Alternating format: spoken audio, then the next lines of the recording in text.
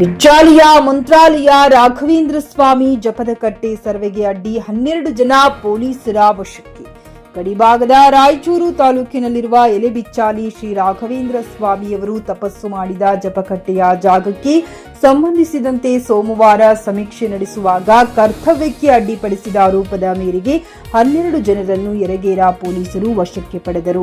ರಾಯರ ಜಪದಕಟ್ಟೆಗೆ ಸಂಬಂಧಿಸಿದ 4 ಎಕರೆ ಜಮೀನಿನಲ್ಲಿ 2.33 ಎಕರೆ ಜಮೀನು ಸರ್ಕಾರಕ್ಕೆ ಸೇರಿದ್ದು, ಸರ್ವೆ ಮಾಡಲು ತೆರಳಿದ ಅಧಿಕಾರಿಗಳ ಕಾರ್ಯಕ್ಕೆ ಅಡ್ಡಿಪಡಿಸಿದ್ದಾರೆ ಎನ್ನಲಾಗಿದೆ. ಅನೇಕ ವರ್ಷಗಳಿಂದ ಈ ಭೂಮಿಯನ್ನ ಉಳುಮೆ ಮಾಡುತ್ತಿರುವ ರೈತರು ಸರ್ವೆಗೆ ಆಕ್ಷೇಪ ವ್ಯಕ್ತಪಡಿಸಿದ್ದಾರೆ. ಟ್ರಸ್ಟ್ ಮೂಲಕ ನಿರ್ವಹಣೆ ಮಾಡುತ್ತಿರುವ ಈ ಜಾಗ ಮಂತ್ರಾಲಯ ಮಠಕ್ಕೆ ಸೇರಿದೆ ಎಂದು ಸರ್ಕಾರಕ್ಕೆ ಪತ್ರ ಬರೆದಿತ್ತು. ಈ ಹಿನ್ನೆಲೆಯಲ್ಲಿ ಕಂದಾಯ ಇಲಾಖೆ ಅಧಿಕಾರಿಗಳು, ಭೂ ದಾಖಲೆ ಅಧಿಕಾರಿಗಳು ಪೊಲೀಸ್ ಬಂದೋಬಸ್ತ್ನೊಂದಿಗೆ ಸರ್ವೆಗೆ ಬಂದಿದ್ದರು.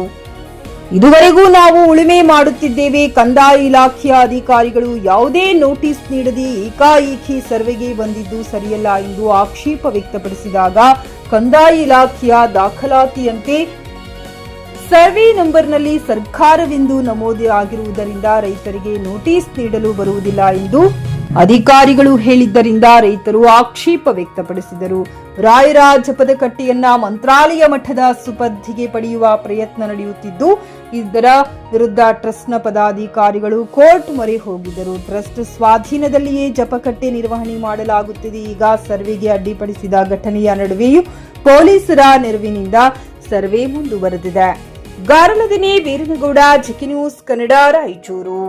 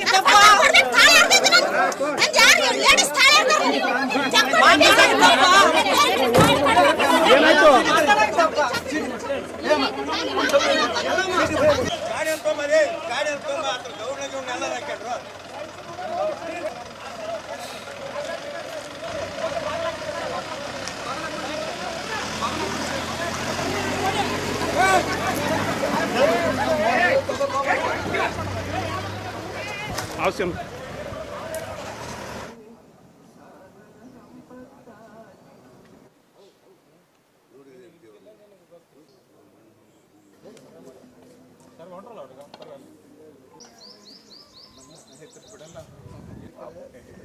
ಫ್ಲಾಟ್ ಖರೀದಿಸುವ ಪ್ಲಾನ್ ಇರುತ್ತೀರಾ?